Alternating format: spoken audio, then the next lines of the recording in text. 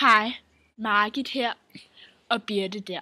I dag skal vi snakke om noget meget irriterende. I dag har jeg fået en motherfucking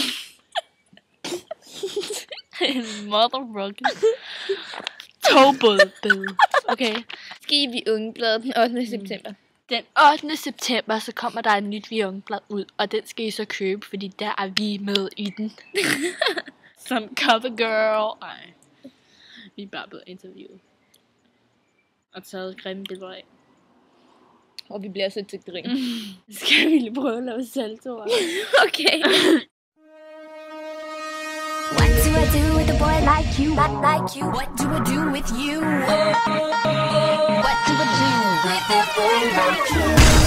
Jeg sætter mig lige på din numse. Så går vi sådan lidt rundt og sådan noget, og så ser vi sådan en pige, som giver os lidt dræberblik.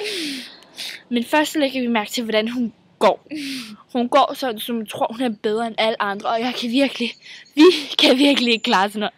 Hun gik seriøst sådan her.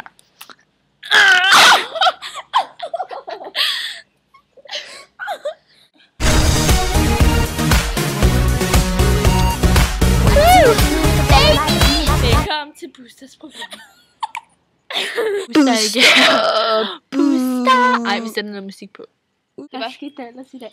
Hvad skete der ellers? Ja, så var vi i biografen. Med to aber. I ved, hvad vi blev vi, så skulle vi så have den smule. Så delte vi så i hele fisketåret. Og den var der simpelthen ikke. Så spiste vi sådan en børnemenysburger. Og han spurgte sådan, jeg er klar over, at det er en børnemenu. Til under 12 år, siger vi. Ja. Ja. Det ville vi godt have den, fordi jo, vi havde ikke råd til det. Vi havde ikke råd til andet, nej. Ja, og så skulle vi have glas vand. Men på toget på vej derover, det var så sjovt, fordi vi så sådan en dreng. Indsæt billedet her.